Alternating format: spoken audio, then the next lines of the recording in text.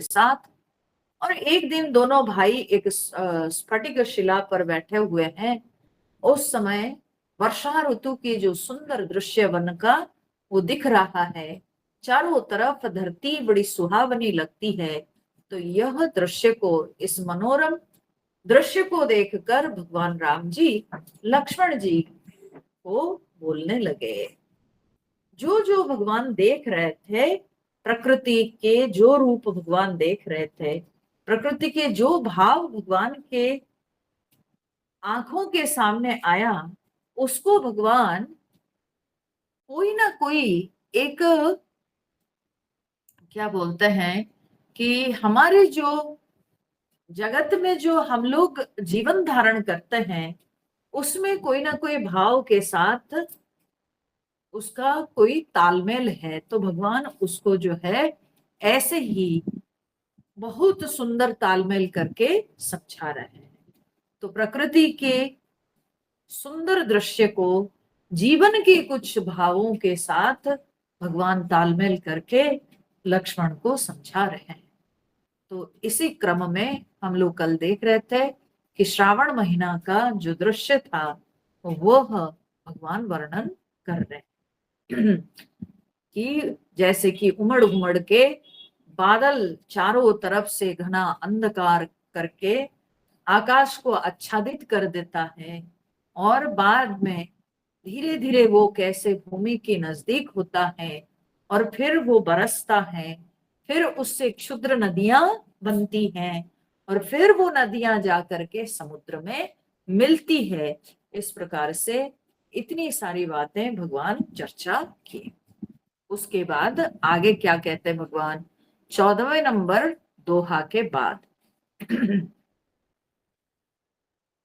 दादुर धुनि चहु दिशा सुहाई, वेद पढ़ई जनु बटु समुदाय, नव पल्लव भय बिटपनी का, साधक मन जस मिले विवेका, अर्क जवास पात बिनु भयउ, जस सुराज खल उद्यम गयउ, खोजत कतहु मिलई नहीं दूरी, करई क्रोध जिमि धरवहि दूरी, शशि संपन्न सोहमई कैसी, उपकारी के संपत्ति जैसी, निशितम घन खद्योत विराजा, जनु दंभिन कर मिला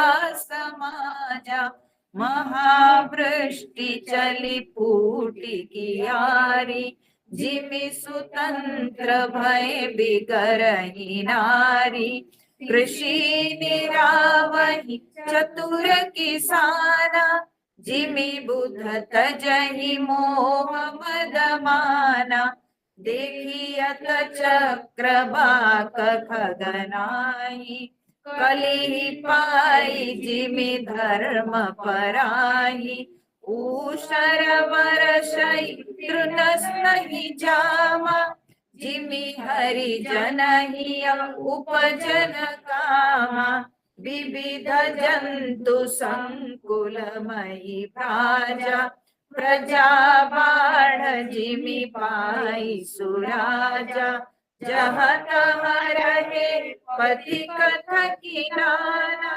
जिमि इंद्रिय गण उपजे ज्ञाना, कबहु प्रबल मह मारुता, जहाँ तहाँ मेघ भिलाई, जिमि कपूत के उपजे, कुल सद्धर्म नसाई, कबहु दिवस मह निबिड़ तमा, कबहु प्रगट पतंग, बिनसई उपजई ज्ञान, जिमि पाई कुसंग सुसंग। तो भगवान ने कहा कि इस वर्षा ऋतु में चारों तरफ सारे पथ जो है छुप जाते हैं घास के बढ़ने से। चारों तरफ विभिन्न प्रकार के घास भूमि पर बढ़ जाते हैं और जिस कारण से क्या होता है ना, बिल्कुल रास्ते सब छुप जाते हैं। ठीक है, कैसे बोले, जैसे पाखंडवाद से शास्त्र छुप जाते हैं, गुप्त होई सदग्रंथ, सदग्रंथ गुप्त हो जाते हैं। तो जैसे पाखंडवाद से, पाखंडवाद कोई मार्ग नहीं है। ठीक है, पाखंडवाद कोई मार्ग नहीं है। ठीक है, जैसे हम वेदांत पढ़ते हैं तो उसमें विभिन्न प्रकार के वाद आते हैं। ठीक है, परंतु वे सब जो वाद की बात कही जाती है, वे सब वादों का महत्व है वेदांत शास्त्र में और वे शास्त्रीय वाद है। ठीक है, परंतु पाखंडवाद कोई मार्ग नहीं है। पाखंडवाद जो है संपूर्ण अशास्त्रीय। ठीक है, तो पाखंडवाद लगता है, भ्रम होता है जैसे कि यह एक कोई मार्ग है। जो पाखंडी लोग होते हैं वे इस तरह से बातें करते हैं, इतने लॉजिकल बातें करते हैं, सुन करके लगता है जैसे कि ये कोई मार्ग है, परंतु वो कोई मार्ग नहीं होता है।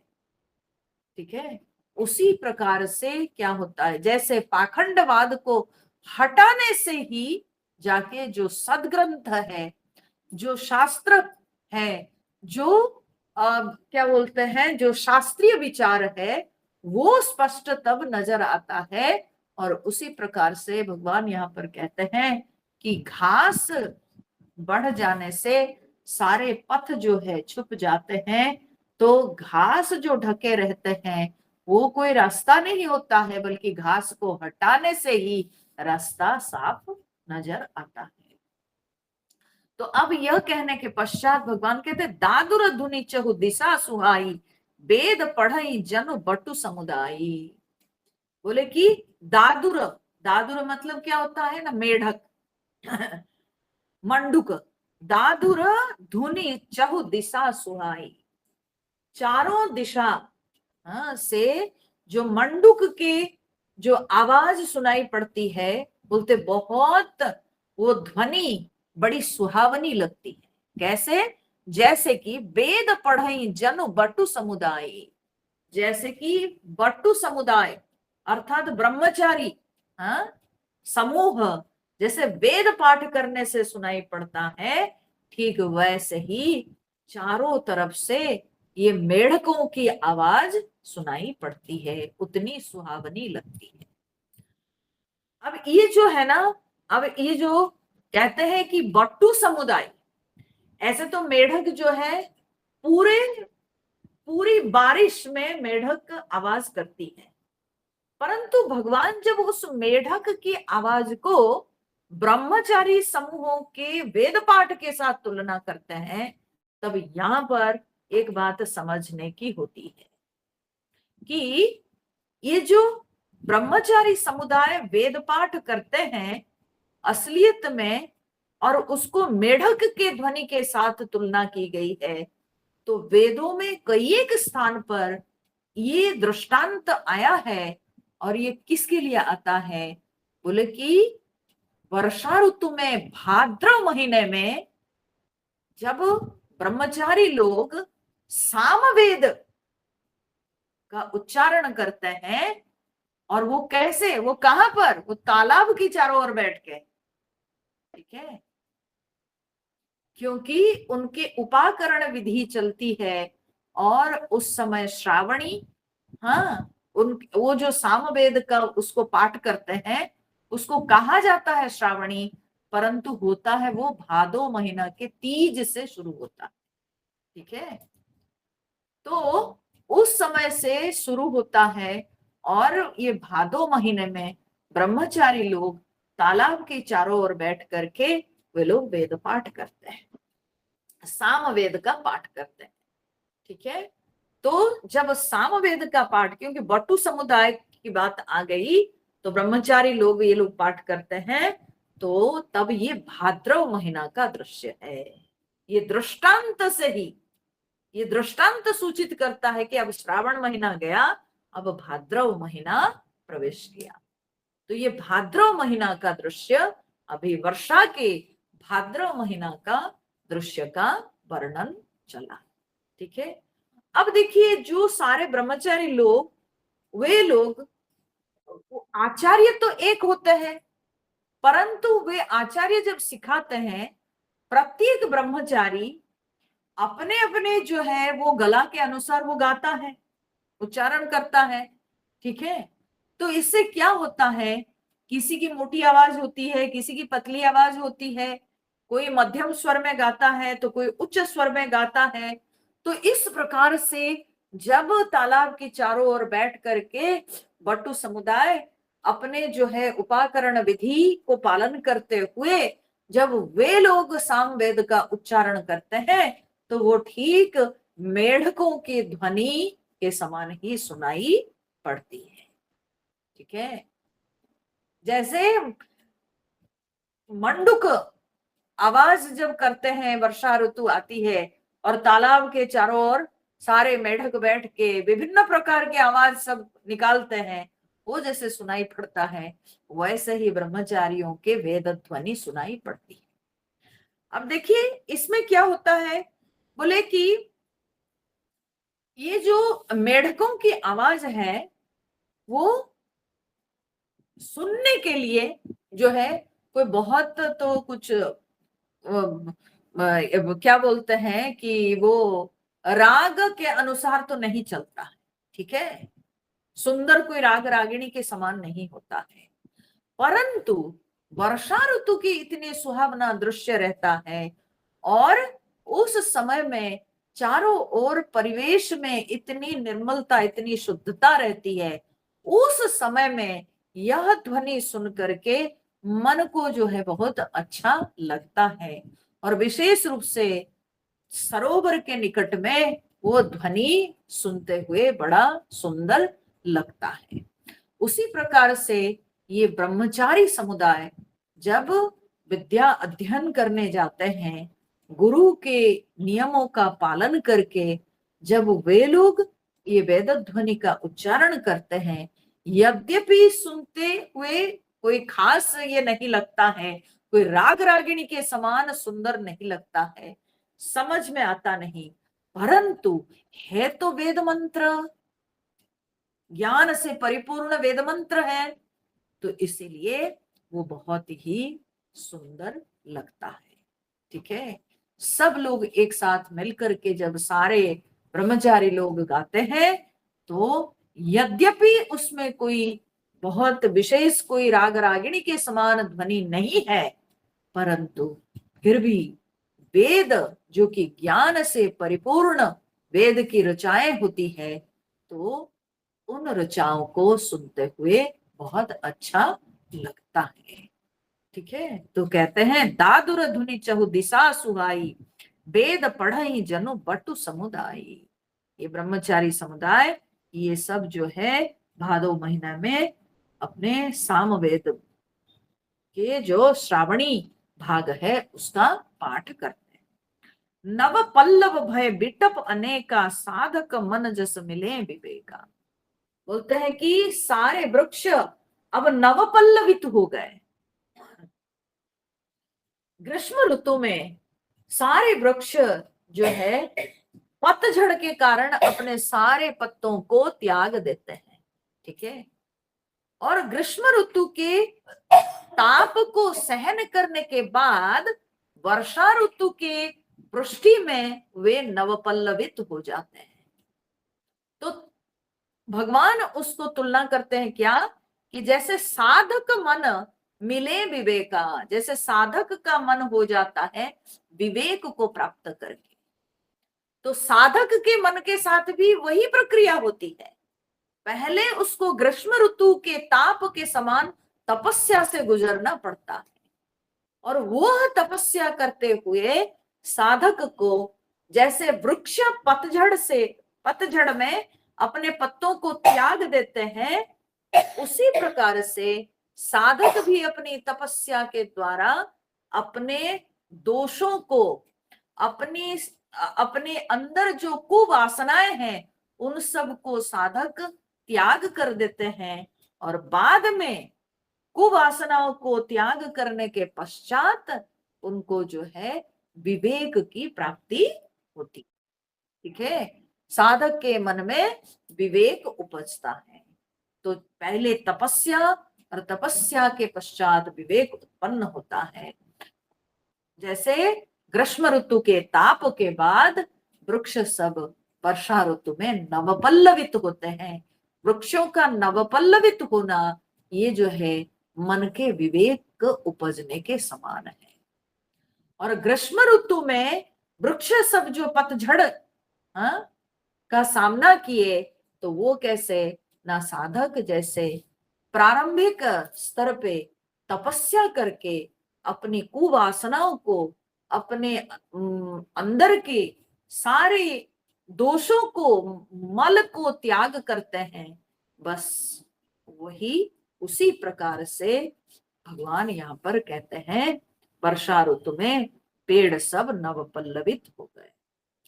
अर्क जवास पात बिनु भयऊ, जस सुराज खल उद्यम गयऊ। अर्क और जवास, उस दिन भी बात हुई थी ना, जवास मैंने कहा था ना, तो बोले अर्क जवास पात बिनु भयऊ, ये दो जो पौधे हैं, ठीक है। अर्क कोई बहुत बड़ा पेड़ तो नहीं होता है, तो अर्क समझते हैं ना, हाँ, अकवन जिसको कहते हैं, हाँ, तो वो कोई बहुत बड़ा पेड़ नहीं होता है, ठीक है। तो ये जो पौधे हैं अर्क और जवास, तो बोलते हैं ये पात बिनु भयऊ, वर्षा ऋतु में पहले भगवान ने क्या कहा, नवपल्लव भय बिटप आने का। बड़े बड़े वृक्ष, बहुत सारे वृक्ष, अनेक विटप, बहुत सारे वृक्ष नवपल्लवित हो गए, परंतु अर्क और जवास जैसे ये पौधे सब, ये क्या हो गए ना, पात बिनु भयऊ, ठीक है। ये पत्तों के बिना, माने बरसात में ये जो है पत्ता त्याग कर देते हैं, ठीक है। और सारे पेड़ तो बहुत सारे पत्तों से भर जाते हैं, परंतु ये दोनों पौधे जो है ये पत्ते के बिना, हाँ, वर्षा ऋतु में कैसे, बोले जस सुराज खल उद्यम भयो, ठीक है, खल उद्यम गयो, बोले जैसे कि जस सुराज, ठीक है, जैसे कि सुराज को प्राप्त करके, ठीक है, सुराज को प्राप्त करके जैसे खल के उद्यम नष्ट हो जाते हैं, खल व्यक्ति के उद्यम, तो ये अर्क और जवास पौधों को खल के साथ तुलना की गई। दूसरे जो वृक्ष सब वे नवपल्लवित हो गए, जैसे कि विवेक व्यक्ति प्राप्त करता है, ठीक है, परंतु ये दो पौधे जो है ये पत्ते के बिना ही हो गए वर्षा ऋतु में, उल्टा हो गया इनके साथ, तो ये खल व्यक्ति के समान, ठीक है, ये दोनों जो है खल व्यक्ति के समान हुए। अर्क के, अकवन के जो पत्ते होते हैं वे बड़े बड़े पत्ते होते हैं, और जवास के पत्ते छोटे छोटे पत्ते होते हैं, ठीक है। तो इसका तात्पर्य है जो खल व्यक्ति होते हैं उनका बड़ा उद्यम छोटा उद्यम, वो पत्ता को त्याग करते हैं, तो खल व्यक्ति के वैसे ही बड़ा उद्यम चाहे छोटा उद्यम वो सबके सब नष्ट हो जाते हैं। कैसे, ना सुराज, हाँ, मैं खल व्यक्ति के कुछ भी नहीं चलता है, ठीक है, उसके सारे जो है करतूत सब नष्ट हो जाता है। जब अच्छा कोई राजा आते हैं, सुशासन जब होता है, तो तब खल व्यक्ति का कुछ भी नहीं चलता है, चाहे चाहे बड़ा उद्यम जैसे अर्क के पत्ता के समान, जवास के पत्ते के समान छोटा उद्यम, सबके सब नष्ट हो जाते हैं, ठीक है। अर्क जवास पात बिनु भयऊ, जस सुराज खल उद्यम गयऊ, ठीक है। खोजत कतहु मिलई नहीं धूरी, करई क्रोध जिमि धर्म ही दूरी। और फिर इस वर्षा काल में ढूंढने पर भी कहीं थोड़ी सी भी धूल कहीं नहीं मिलती वर्षा ऋतु में, ठीक है। बारिश के समय कहीं धूल नहीं मिलती है, सब जगह साफ सुथरा, पेड़ पौधे सब साफ हो जाते हैं, बारिश हो करके पत्तों पर धूल नहीं दिखाई पड़ती है और धूल उड़ती भी नहीं, वातावरण भी साफ हो जाता है। वातावरण से धूल सब जो है बारिश के कारण सब धूल बैठ जाती है जमीन पर पानी पड़ के, ठीक है। तो कहीं पर धूली नहीं मिलती है। कैसे? जैसे करई क्रोध जिमि धर्म ही दूरी। तो बोलते हैं जैसे कि क्रोध, करई जिमि, करई क्रोध जिमि धर्म ही दूरी। जैसे क्रोध जैसे कि धर्म को, हाँ, दूर कर देता है। माने वर्षा ऋतु धूल को दूर कर देता है, जैसे कि क्रोध धर्म को दूर कर देता है। क्रोध जो है ना बहुत बड़ा पाप है, ठीक है। क्रोध बहुत बड़ा पाप है। क्रोध शब्द की उत्पत्ति कैसी हुई है? तो बोले क्रोध शब्द की उत्पत्ति हुई है क जोड़ रोध, ठीक है। क शब्द का अर्थ क्या होता है? सुख, आनंद, ठीक है। सुख को, आनंद को क कहते हैं। और उसको जो रोध, रोध माने क्या? रोकता है, ठीक है। जो रोकता है, सुख को जो रोकता है उसको कहते हैं क्रोध, ठीक है। जो सुख को रोकता है वो है क्रोध। और कोई भी संसार में आप देखिए, कोई भी क्रोधी व्यक्ति कभी सुखी नहीं हो सकता, ठीक है। क्यों? क्योंकि उस क्रोध क्यों होता है? क्रोध इसीलिए होता है कि उसको कुछ ना कुछ एक्सपेक्टेशन है, कोई आशा है, ठीक है। वो चाहे अच्छी आशा हो चाहे बुरी आशा हो, लेकिन कुछ आशा है। और वो आशा जब उसकी पूर्ण नहीं होती है तो तब उसके अंदर क्रोध उत्पन्न होता है, ठीक है। और जब आशा पूर्ति नहीं होती है, उसके अंदर क्रोध उत्पन्न होता है, तो उसका मन कभी स्थिर नहीं हो सकता है, वो कभी सुखी नहीं रह सकता है। क्योंकि उसके मन में हमेशा लगा रहेगा क्या? ना मैं जो चाहता था वो नहीं हुआ, है ना, जो मैं चाहता था वो नहीं हुआ। तो उसके आशानुरूप कुछ नहीं होने पर उसके अंदर क्रोध उत्पन्न होता है। क्रोधी व्यक्ति कभी सुखी नहीं हो सकता है। और जब व्यक्ति के अंदर क्रोध आता है तब उस स्थिति में वो कोई भी गलती कर बैठता है, ठीक है। उससे कितनी बड़ी गलती हो सकती है वो कहना बहुत कठिन है, ठीक है। भगवान गीता में कहते हैं क्रोधात भवति सम्मोह, सम्मोहात स्मृति विभ्रम, स्मृति भ्रंशात बुद्धिनाश, बुद्धिनाशात प्रणश्यति, ठीक है। भगवान तीसरे अध्याय में भी कहते हैं काम ऐश क्रोध ऐश रजोगुण समुद्भव महाशनो महापापमा। क्रोध को कहते हैं महापापमा, बहुत बड़ा पापी हमारे अंदर बैठा हुआ है। फिर 17वें अध्याय में भी भगवान कहते हैं काम क्रोध तथा लोभ तस्मात् एतत् त्रयम् त्यजेत्। ये तीनों को त्याग करना चाहिए, काम क्रोध और लोभ। क्यों? त्रिविधम नरकस्येदम द्वारम नाशनम आत्मनः। ये तीन जो है नरक के द्वार हैं, इसलिए इन तीनों को त्याग देना चाहिए, काम क्रोध और लोभ। तो क्रोध नरक का द्वार है, क्रोध महापापी है जो हमारे अंदर बैठा हुआ है।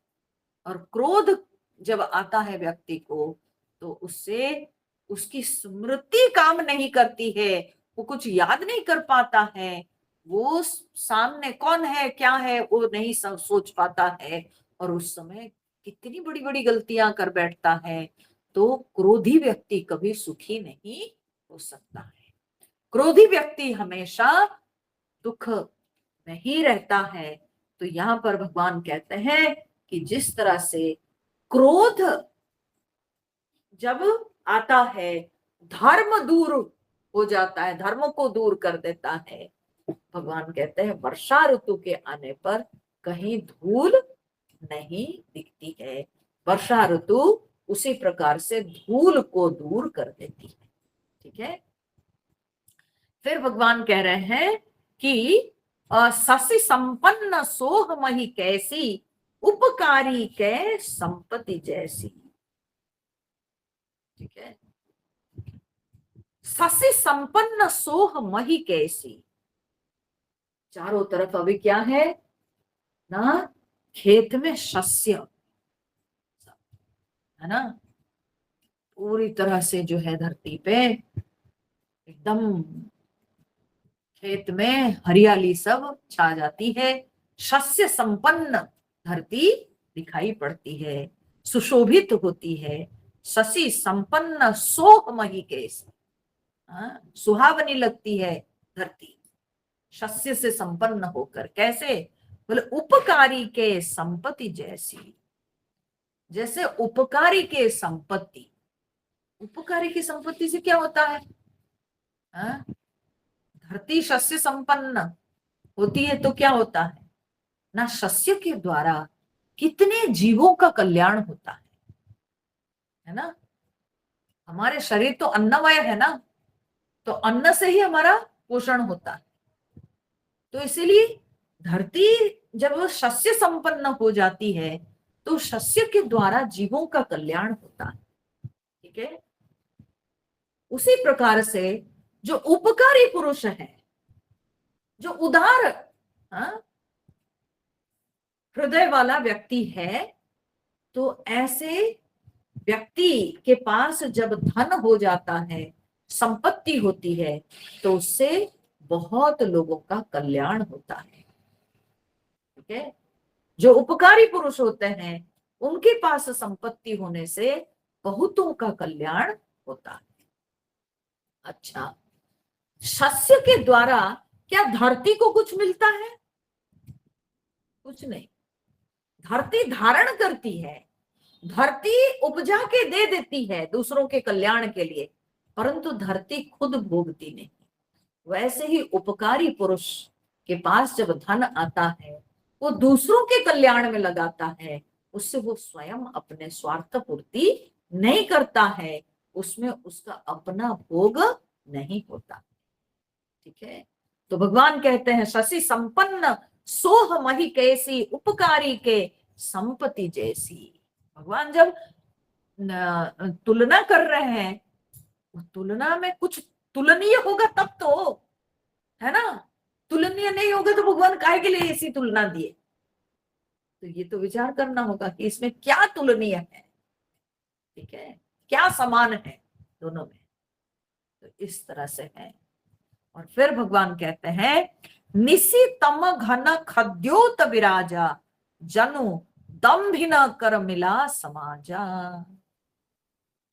निसी तम घन खद्योत विराजा, खद्योतिका जुगनू। ठीक है, तो बरसात में क्या होता है ना, चारों तरफ रात के समय आकाश एकदम अंधकार, आकाश में अंधकार छा जाता है, घना अंधकार। उस एकदम घना अंधकार में जुगनू सब जो है चमकते हैं। ठीक है, जहां तहां जुगनू चमकते हैं। ठीक है, भगवान कहते कैसे, बोलते जनु दम भी न कर मिला समाजा। जैसे दंभियों का समाज मिला हुआ है।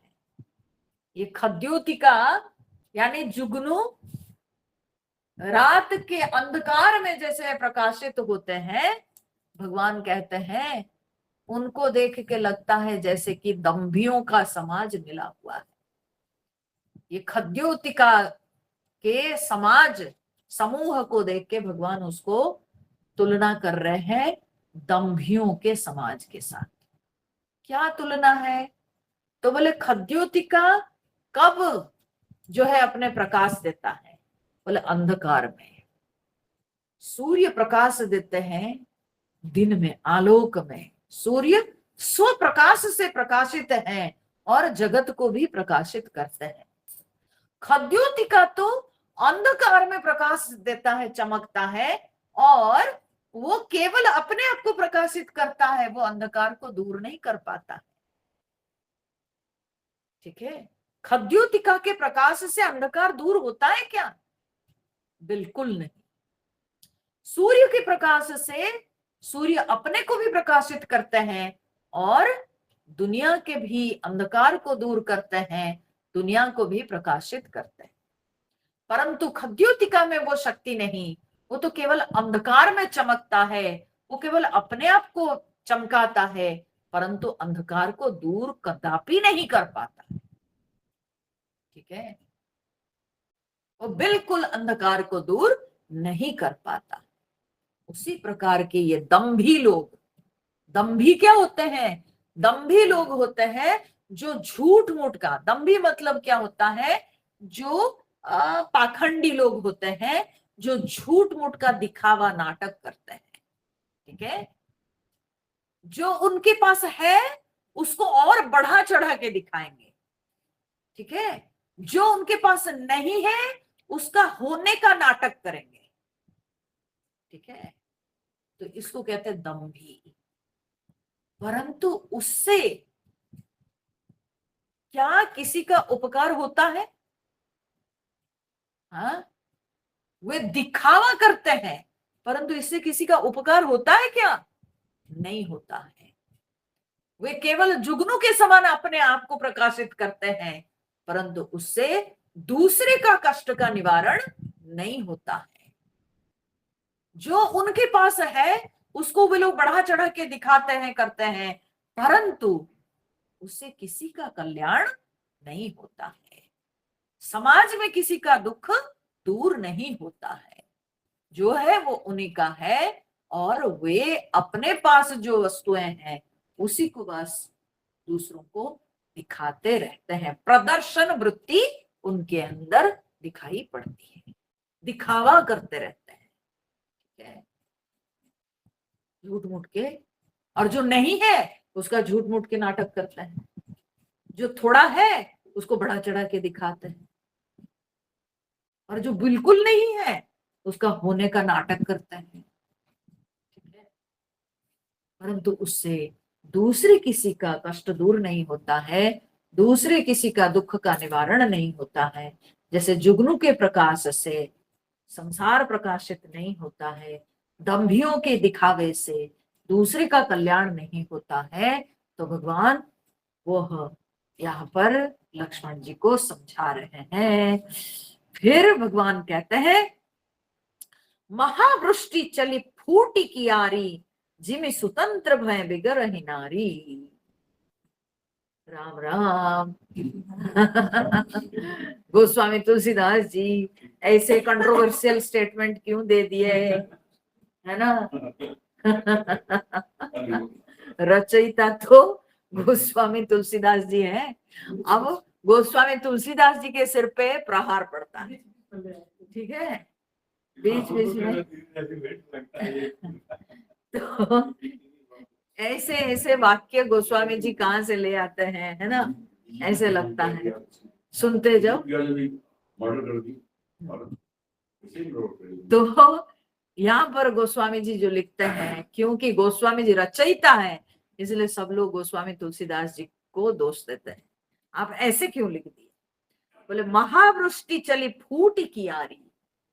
अब जब घंघोर बारिश हुई सावन महीने के, तो भगवान को बोलते हैं कि देखा लक्ष्मण, ये जो घंघोर बारिश सावन में हो गई ना, उस महावृष्टि से क्यारी के सब जो है ना, मेड़ सब टूट गया है, सब धुल गया है।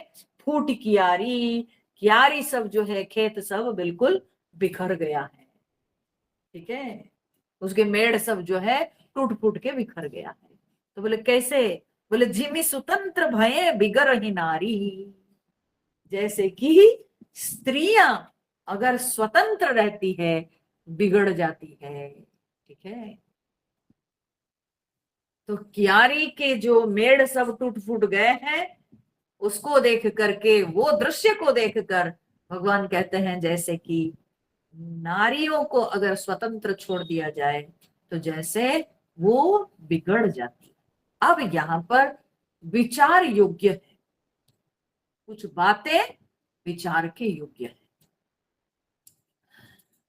अब देखिए, ये गोस्वामी तुलसीदास जी क्या करेंगे, ये तो बहुत पहले जो है मुनि ऋषि लोग भी इस पर बहुत कुछ लिखे हैं। जैसे मनुस्मृति में मनु जी ने लिखा है, न स्त्री स्वातंत्र्यम अर्हति। हाँ? मनु जी ने मनुस्मृति में लिखा, न स्त्री स्वातंत्र्यम अर्हति, स्त्रियों को जो है स्वतंत्रता, हाँ, स्त्रियां स्वतंत्रता के योग्य नहीं है। ठीक है। और उसमें उन्होंने लिखा कि जब वो छोटी रहती है तब वो पिता के अधीन रहना चाहिए, जब वो बड़ी हो जाती है तो पति के अधीन, और जब बूढ़ी हो जाती है, ठीक है, तब वो पुत्र के अधीन रहना चाहिए। ठीक है। तो स्त्रियां जो है स्वतंत्रता के अधिकारिणी नहीं है। अब वही मनु ने मनुस्मृति में दूसरे स्थान पर लिखा कि यत्र नार्यस्तु पूज्यन्ते रमन्ते तत्र देवता। वही एक ही ग्रंथ में, जहां जो परिवार में नारियों की पूजा होती है वहां देवता लोग रमण करते हैं। अगर मनुष्य के मन में स्त्रियों को लेकर के कोई खोट रहता, ठीक है, तो फिर उन्होंने स्त्रियों के लिए इतना सुंदर वाक्य का क्यों प्रयोग किए कि जहां नारियों की पूजा होती है वहां देवता लोगों का निवास होता है। तो ये दो वाक्यों को सुनकर के हम क्या समझेंगे? एक, उन्होंने कहा नारियों को स्वतंत्रता शोभा नहीं देती है, स्वतंत्रता के योग्य नहीं। दूसरे वाक्य में उन्होंने कहा जहां नारियों की पूजा होती है वहां देवता लोग निवास करते हैं। तो इसका तात्पर्य क्या निकलता है? इसका तात्पर्य यही निकलता है कि देखो, जब हमारे पास कोई बहुत मूल्यवान वस्तु होती है, हम उस वस्तु को जहां तहां फेंकते नहीं। ठीक है। कोई मूल्यवान वस्तु अगर हमारे पास है तो हम उस मूल्यवान वस्तु को सही जगह पे रखते हैं। उस मूल्यवान वस्तु को बल्कि हम लॉक एंड की में रखते हैं। ठीक है। उसको जहां तहां छोड़ते नहीं। हम नहीं चाहते हैं कि उस मूल्यवान वस्तु पर दूसरों की नजर पड़े। ठीक है। हम उसको छुपा के रखते हैं, हम उसको बंद करके जो है अलमारी में रखते हैं। ठीक है। कहीं उसको छुपा के रखते हैं। ठीक है। उसी प्रकार से हाँ, हमारे सनातन धर्म में, हमारे हिंदू समाज में नारियों को ही वैसे ही माना गया है। नारियों को उन मूल्यवान वस्तुओं के साथ ही तुलना की गई है कि इनको स्वतंत्र नहीं छोड़ना चाहिए। बचपन में पिता के पास रहें, बड़े में पति के पास रहें, और वृद्धा हो जाती है तो पुत्र के पास वो सुरक्षित रहें। नारियां जो है उन मूल्यवान वस्तुओं से कम नहीं है। जैसे मूल्यवान वस्तुओं को हम सुरक्षित स्थान पर रखते हैं, वैसे ही नारियों को सुरक्षित रखना ये हमारा धर्म हमको सिखाता है। ठीक है। इसीलिए आप देखोगे कि ये केवल हमारे सनातन धर्म में ही ये कहा गया है, गृह लक्ष्मी। ठीक है। गृह लक्ष्मी ये शब्द केवल आपको सनातन धर्म में सुनने को मिलेगा और कहीं पर नहीं सुनने को मिलेगा। कोई धर्म ऐसा नहीं सिखाता है। ठीक है। गृहिणी गृहम उच्यते, ये भी जो है वाक्य शास्त्र में पाया जाता है। गृहिणी गृहम उच्यते, गृहिणी ही गृह है, गृहिणी नहीं तो वो गृह नहीं। ठीक है। अगर गृहिणी नहीं, अगर स्त्री नहीं, तो फिर वो घर घर नहीं लगता है। और एक स्त्री रहे वो किसी भी रूप में, वो बेटी के रूप में, उपपत्नी के रूप में, बहन के रूप में, कोई भी रूप में जब किसी घर में एक स्त्री विराजमान होती है तब उस गृह की शोभा अलग हो जाती है, वो गृह की सुंदरता बढ़ जाती है। ठीक है, अंग्रेजी में कहावत है कि man makes the house, okay, and wife makes it a home. ठीक है, आदमी घर बनाता है परंतु स्त्री जो है उस घर को गृह बनाती है। ठीक है, हाँ? केवल चार दीवार से बना हुआ घर रहने लायक नहीं होता है, वो घर रहने लायक होता है जब उसमें एक स्त्री रहे। तो इसीलिए स्त्रियों की बहुत शोभा है और स्त्री हमारे समाज में मूल्यवान है। हमारे समाज में स्त्री की पूजा की जाती है, स्त्री का सम्मान किया जाता है। तो स्त्रियों को असुरक्षित, स्वातंत्र्य न अर्हति कहने का तात्पर्य उसको अकेली छोड़ के असुरक्षित नहीं रखना चाहिए, क्योंकि भगवान पुरुषों के अंदर अधिक बल दिए, शारीरिक बल दिए, और स्त्रियों के अंदर भगवान जो है शारीरिक शोभा दिए। समझ रहे हैं? ठीक है, भगवान ने पुरुषों के अंदर शारीरिक बल दिए हैं परंतु भगवान स्त्री को शोभा की, सुंदरता की प्रतिमूर्ति बनाए। ठीक है, और पुरुष उस शोभा के प्रति आकर्षित होकर के स्त्री पर अत्याचार करता है। यही चिंता अर्जुन को भी खाई जा रही थी महाभारत युद्ध के पहले। हाँ? उन्होंने कहा कि भगवान जब हमारे कुल के सारे पुरुषों का नाश हो जाएगा तो तब हमारे स्त्रियां जो है दूषित हो जाएगी। तो दूषित हो जाएगी कैसे? स्व इच्छा से नहीं, स्त्रियां अकेली असुरक्षित हो जाएगी, पुरुषों का उनके ऊपर अत्याचार होगा। ध्यान देना, इस वाक्य के अंदर जो छुपा हुआ रहस्य है वो कुछ और है, परंतु स्त्रियां इस बात को समझ नहीं पाती है और वो आवाज उठाती है कि गोस्वामी तुलसीदास जी या मनु जी जैसे लोग ऐसे क्यों लिखे हैं। यहां जो उन्होंने कहा कि जिमि स्वतंत्र भय बिगड़ई नारी, जैसे नारी को स्वतंत्रता मिलती है तो वो बिगड़ जाती है, तो बिगड़ती नहीं, उनको बिगाड़ दिया जाता है। जब वो स्वतंत्र हो जाती है, अकेली, स्वतंत्र माने अकेली, जब वो स्वतंत्र यानी अकेली हो जाती है, पुरुषों का अत्याचार उन पे होता है और पुरुषों के अत्याचार के कारण वो बिगड़ जाती है। ठीक है,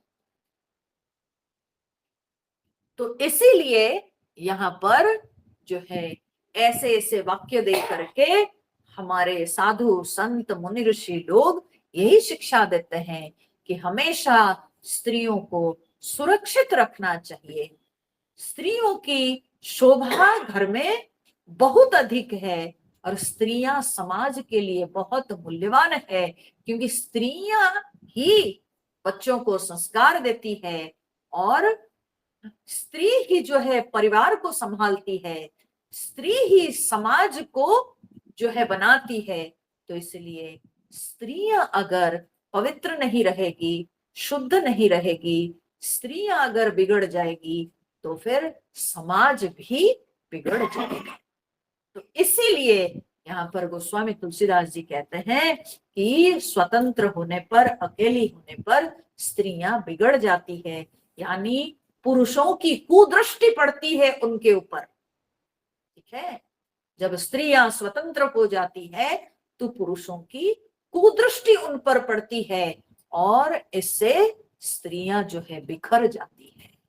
ठीक है, दूषित हो जाती है। तो इसलिए यहाँ दोष स्त्रियों का नहीं, दोष है जो उनको दूषित करने वाले पुरुष लोग हैं। ठीक है, तो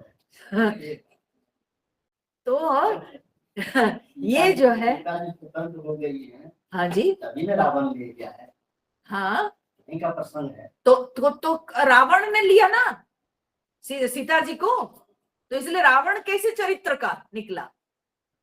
सीता जी अकेली हुई तो कैसे चरित्र का रावण निकला? नहीं नहीं, स्वतंत्र होके भला बुरा नहीं बोली। नहीं नहीं नहीं, मैं नहीं मानती हूं कि स्वतंत्र होके भला बुरा बोली। उनके कान में जब राम जी का ये पड़ा, राम जी की आवाज पड़ी, उनको लगा कि राम जी विपत्ति में हैं, तभी उन्होंने लक्ष्मण जी को ये किया। वो स्वतंत्र होके भला बुरा नहीं बोली है। ठीक है, लेकिन रावण जैसे व्यक्ति का अत्याचार हुआ ना, इसलिए जो है बहुत समाज में स्त्रियों में अगर कोई स्वतः स्वयं कोई दूषित नारी है, जिसके दूषित मन वाली नारी है, वैसे वे एक्सेप्शंस होते हैं, उसको लेके समाज नहीं बना है। हम जब समाज की बात करते हैं तो तब उसमें हमको देखना पड़ेगा कि पूरे नारी समाज के ऊपर आखिर कैसे विपत्ति आती है, कैसे वो दूषित होती है। जब वो अकेली रहती है तब पुरुषों का अत्याचार होता है।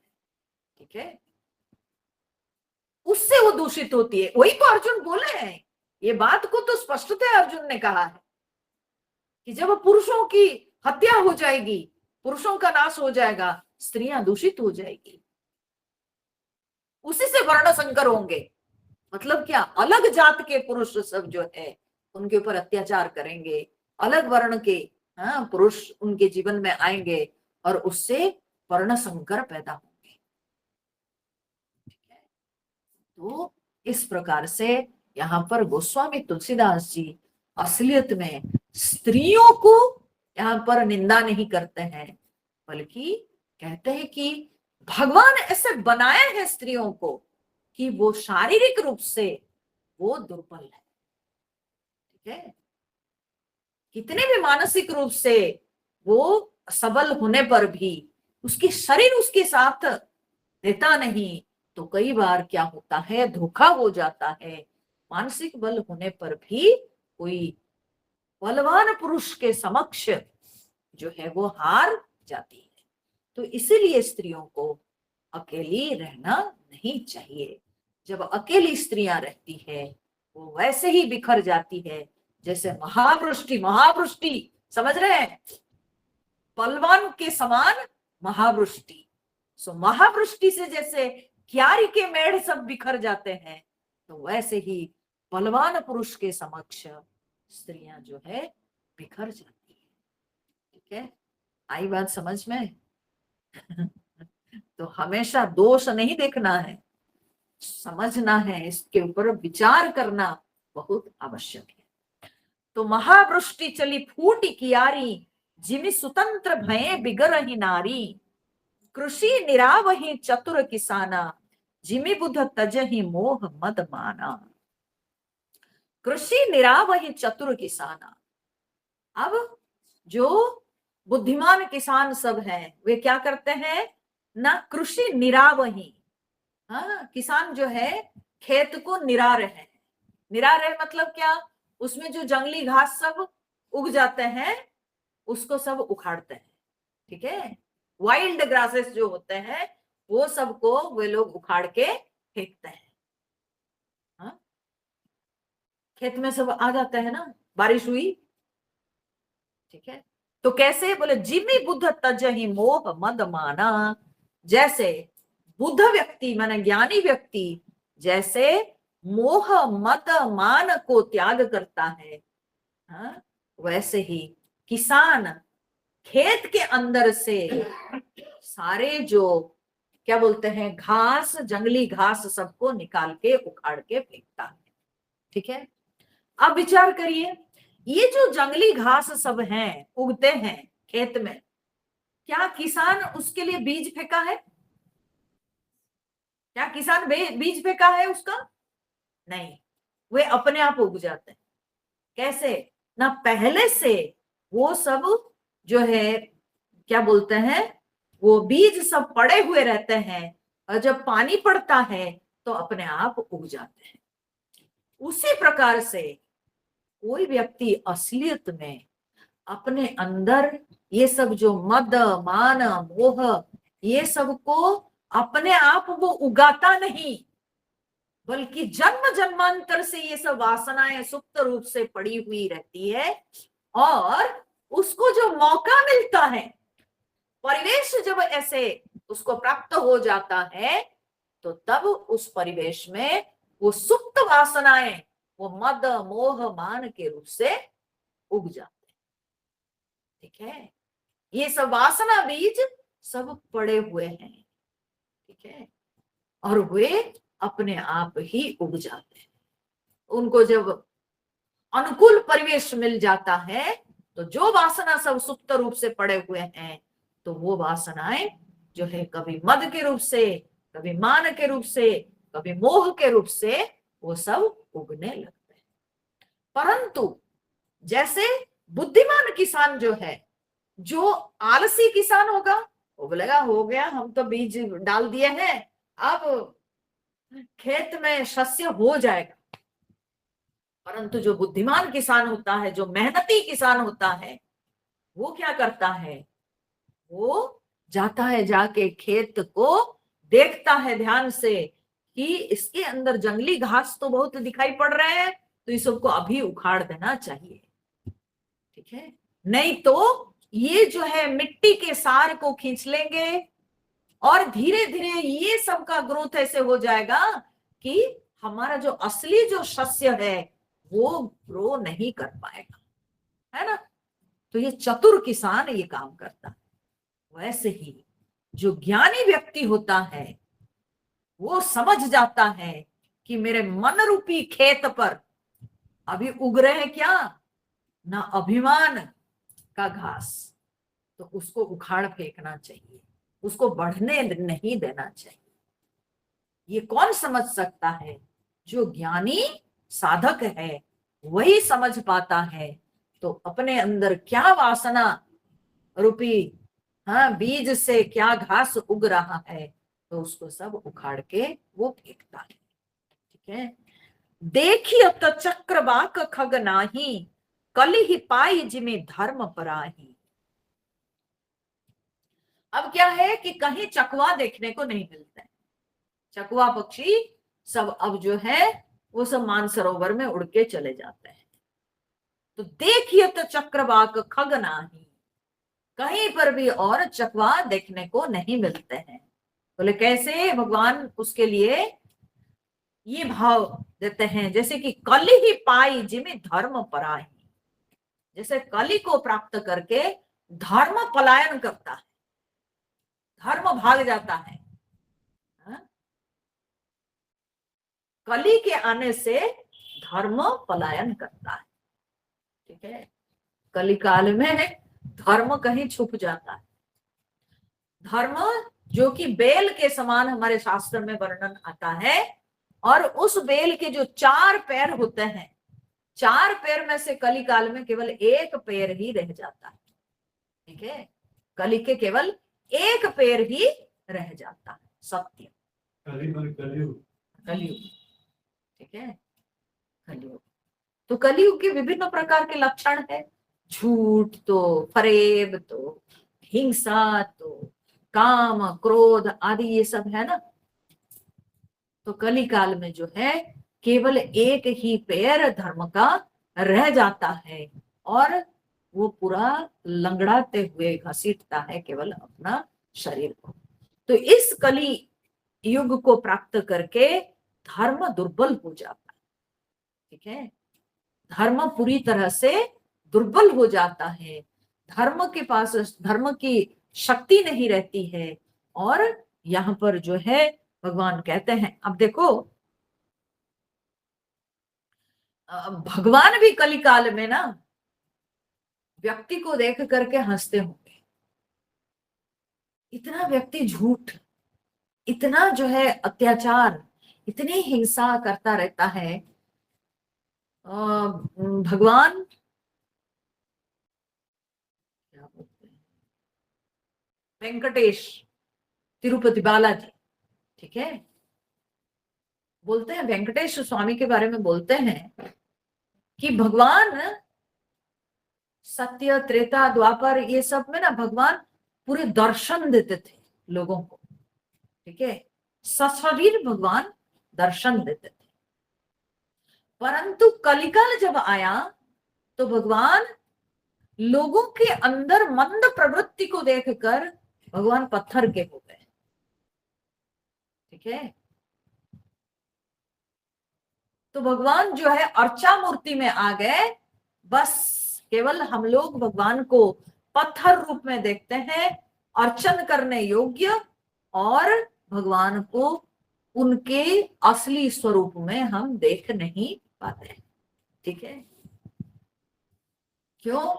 क्योंकि लोगों के अंदर इतना अधर्म इतना अधर्म आ गया, जिस कारण से भगवान पत्थर के हो गए। कलयुग में सब सर्वत्र पत्थर मूर्ति ही है, ठीक है, पत्थर मूर्ति। यहाँ तक कि स्कंद पुराण में हम लोग जब पढ़ रहे थे ना, जगन्नाथ जी के जो ये प्रसंग पढ़ रहे थे, हा?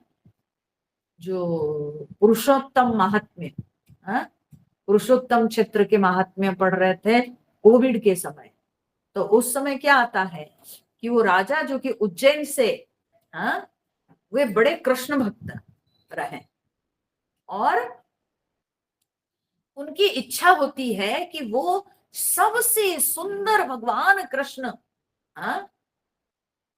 की मूर्ति जहां विराजमान है वो उसका दर्शन करना चाहते हैं, ठीक है।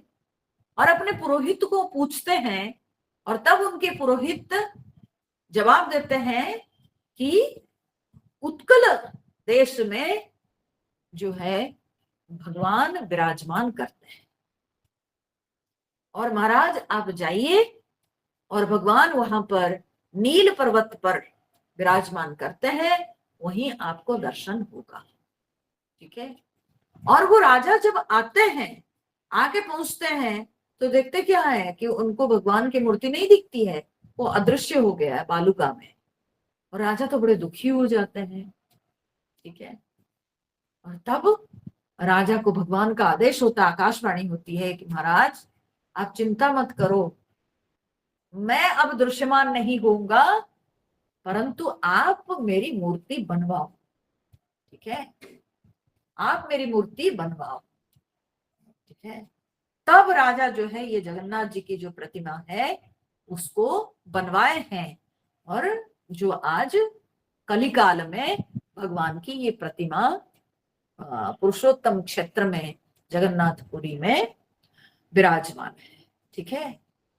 तो उससे पहले तक वो जो कृष्ण भगवान की जो मूर्ति थी वो स्वयं भगवान विराजमान होते थे वहां पर, ठीक है, स्वयं विराजमान होते थे नील माधव के रूप में, सशरीर विराजमान थे।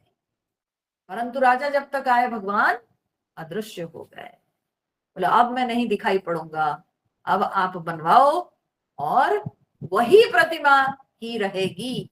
तो भगवान कली के प्रवेश होने से, कली के अधर्म से भगवान जो है अब प्रस्तर मूर्ति, पाषाण मूर्ति के हो गए, नहीं तो लकड़ी की मूर्ति के हो गए, परंतु भगवान जो है अब किसी को दिखाई नहीं पड़ता है। क्यों? क्योंकि लोगों के अंदर इतना अधर्म का प्रवेश किया, ठीक है। तो कहते हैं यहाँ पर इसलिए भगवान कि कली ही पाई जिमि धर्म पराही, जैसे कली को प्राप्त करके धर्म पलायन करता है, ठीक है, धर्म भाग जाता है, वैसे ही भगवान कहते हैं चक्रवाक पक्षी कहीं दिखाई नहीं पड़ते हैं, वे सब पलायन कर चुके हैं, कहा ना मानसरोवर, ठीक है। ऊसर बरसई तृण नहीं जामा, जिमि हरिजन हिया उपजन कामा। ऊसर बरसई तृण नहीं जामा, इतनी बारिश हुई लक्ष्मण, लेकिन ऊसर भूमि पे एक घास तक भी जमा नहीं, एक घास तक भी उपजा नहीं, ऊसर भूमि पे, ठीक है। तो कैसे? बोले जिमी हरिजन ही उपजन काम, जैसे हरिजन के हृदय में, अर्थात भगवान के जो भक्त लोग होते हैं, विष्णु भक्त, उनके हृदय में कभी भी कामना वासना उत्पन्न होती ही नहीं, ठीक है। कितने भी संसार में वे लोग रहते हैं, फिर भी उनके हृदय में कभी कामना वासना उत्पन्न होती है। क्यों? क्योंकि उनके हृदय में भगवान ही विराजमान होते हैं, हमेशा उनके मन में भगवत चिंतन चलता है, इसीलिए उनके अंदर सांसारिक कामना वासना कभी नहीं उत्पन्न होती है।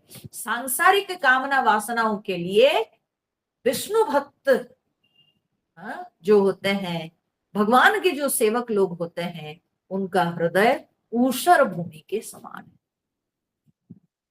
ठीक है। ऊषर भूमि के समान उनके हृदय है सांसारिक विषय वासना के लिए, ठीक है। विविध जंतु संकुल मही भ्राजा, प्रजा बाढ़ जिमि पाई सुराजा। फिर क्या हुआ ना? विविध जंतु, यहाँ पर जंतु माने क्या होते हैं? जंतु माने कीट पतंग सब, ठीक है, कीड़े मकोड़े सब। विविध जंतु संकुल मही भ्राजा, जंतु संकुल मतलब बहुत सारे इंसेक्ट्स, बहुत सारे कीड़े मकोड़े सब, ये सब धरती में बहुत बढ़ गए बरसात में। कैसे? प्रजा बाढ़ जिमि पाई सुराजा, जैसे सुराज को प्राप्त करके, ठीक है, सुशासन को प्राप्त करके जैसे प्रजा बढ़ती है, ठीक है, प्रजाओं की ग्रोथ होती है, प्रजाओं की उन्नति होती है। सुशासन में, अच्छे शासन में लोग सुखी होते हैं, लोगों की हर प्रकार से उन्नति होती है, ठीक है। तो उसी प्रकार से भगवान कहते हैं कि वर्षा ऋतु में ऐसे जो है जंतु सब बढ़ने लगते हैं। जहां तहां रहे पथिक थकी नाना, जिमि इंद्रिय गण उपजे ज्ञाना।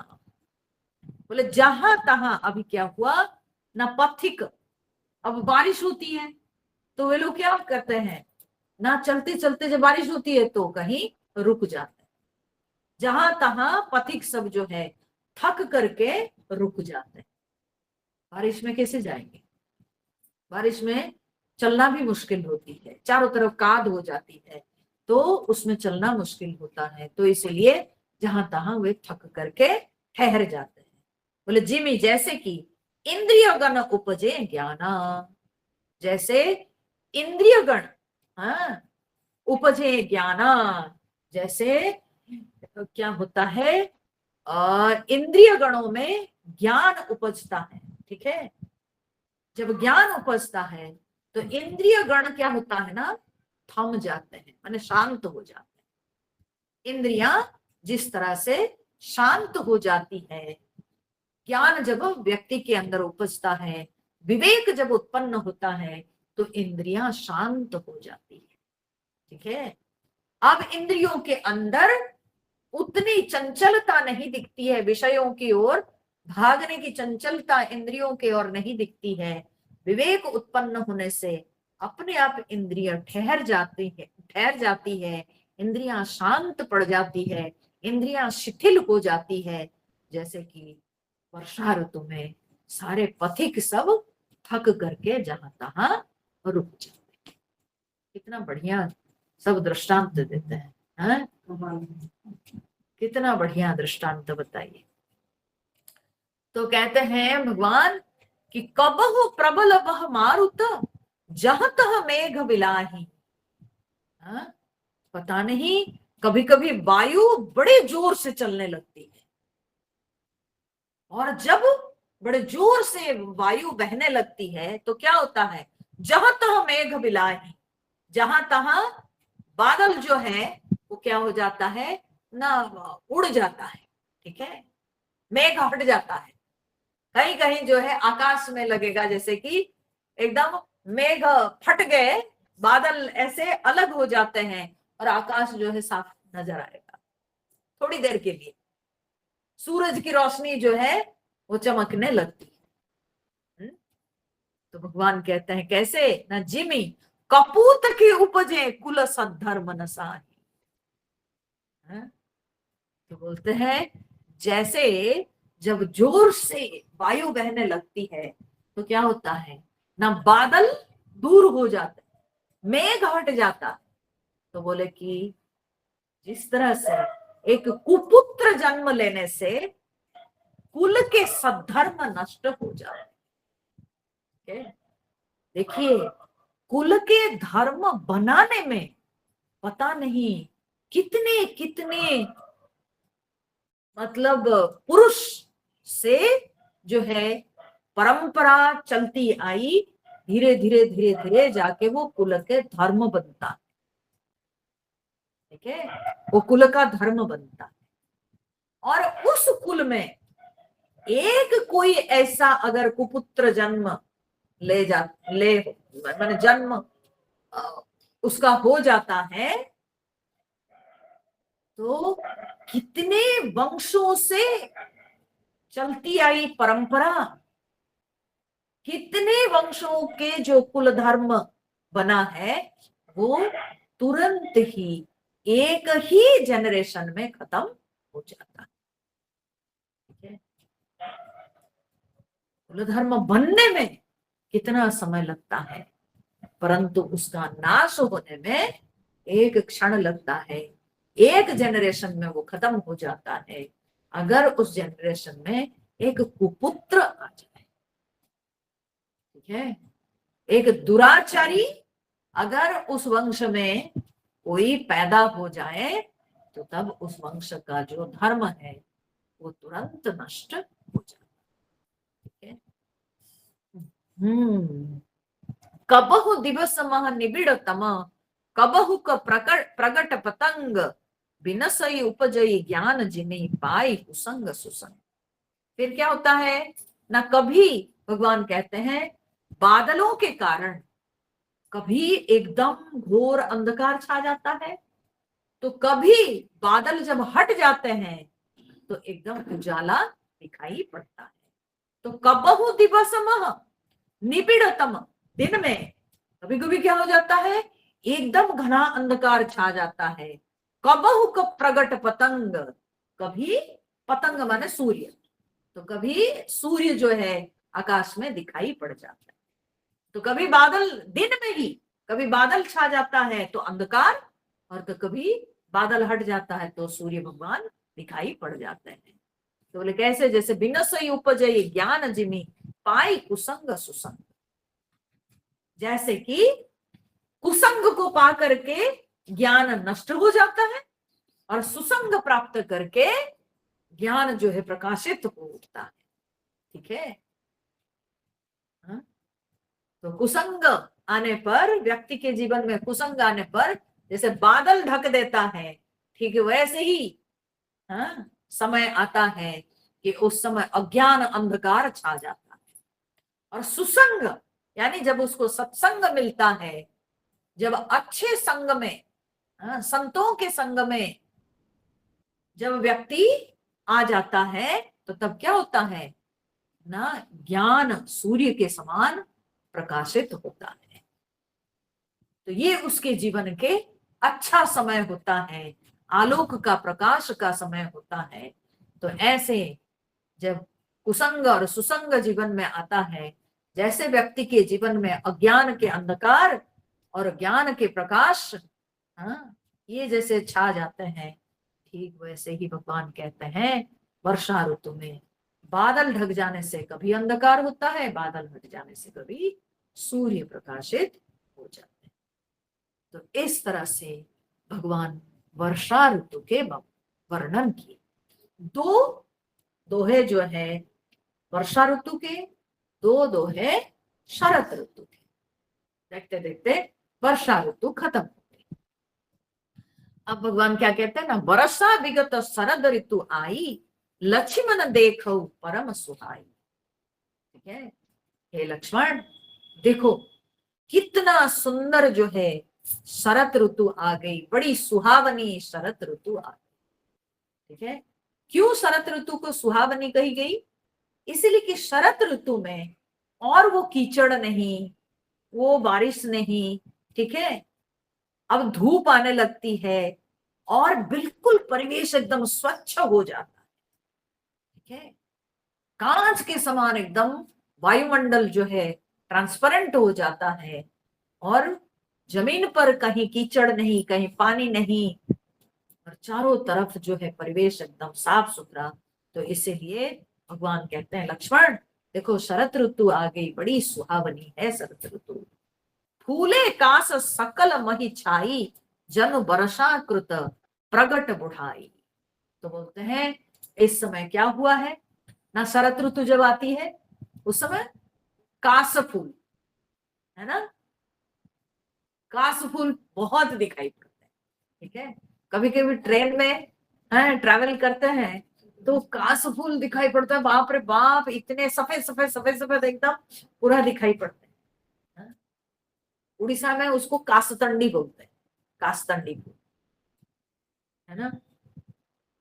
गया में जब श्राद्ध देने के लिए लोग जाते हैं आश्विन महीना में, पितृपक्ष में, उस समय उस कास फूल की जरूरत होती है वहां पर। ठीक है, तो शरत ऋतु में ही प्राप्त होता है वो फूल, तो कास फूल।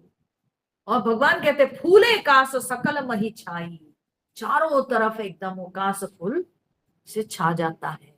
जन बरसा कृत प्रगट बुढ़ाई, उसको देख के भगवान कहते हैं लगता है जैसे वर्षा ऋतु अपने बुढ़ापा को प्रकट कर रही है।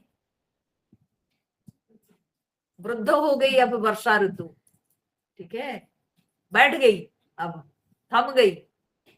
कभी कभार बारिश होती है शरद ऋतु में, तो इसलिए अब बारिश थम गई, तो वर्षा ऋतु ऐसे कास फूल को देख करके लगता है जैसे कि अपने बुढ़ापा प्रकट कर गई। तो चलिए वर्षा ऋतु खत्म हो गई, शरद ऋतु आ गई। तो शरद ऋतु के दृश्य को हम लोग अगले सत्संग में पढ़ेंगे, अगले सप्ताह। असलियत में क्या है ना, इसमें प्रत्येक चौपाई जो है विचारणीय है, प्रत्येक चौपाई, हर चौपाई में भगवान जो है कोई सुंदर भाव दिए। तो अगर उस भाव को हम लोग समझेंगे नहीं, तब पता कैसे चलेगा कि भगवान प्रकृति को कितनी गहराई से ऑब्जर्व कर रहे थे। ठीक है, एक होता है केवल आंखों से, चर्म चक्षु से देखना, और एक होता है कि विवेक चक्षु से किसी वस्तु को अनुभव करना। ठीक है, तो भगवान तो विवेक चक्षु से धरती को देख रहे थे, तो इसीलिए विवेक पूर्ण बातें भगवान की। तो इस विवेक पूर्ण बातों को, इस शिक्षणीय जो है प्रसंग को अगर ऐसे ही गा के चले जाएंगे तब तो इसमें मजा नहीं आएगा। ठीक है, कथा तो हम सब लोग जानते हैं, पर ये सब प्रसंग जो है ये सब बहुत ही शिक्षाप्रद प्रसंग है, इसलिए इसको प्रत्येक लाइन को ध्यान से पढ़ना चाहिए, समझना चाहिए। तो फिर अगले सत्संग में हम लोग देखेंगे शरद ऋतु की महिमा, है ना। हरि ओम नारायण। श्री राम जय जय राम, श्री राम जय जय राम, श्री राम जय जय राम, श्री राम जय जय राम, श्री राम जय जय राम, श्री राम जय जय राम, श्री राम जय जय राम, श्री राम जय जय राम, जय सीताराम जय हनुमान। बोलिए सियावर रामचंद्र भगवान की जय, पवन सुत हनुमान की जय, उमापति महादेव की जय, बोलो भाई सब संतन की जय। ओम पूर्णमद पूर्णमिदं पूर्णात् पूर्णमुदच्यते पूर्णस्य पूर्णमादाय पूर्णमेवावशिष्यते। ओम शांति शांति शांति। हरि ओम श्री गुरुभ्यो नमः। हरि ओम। हरि ओम।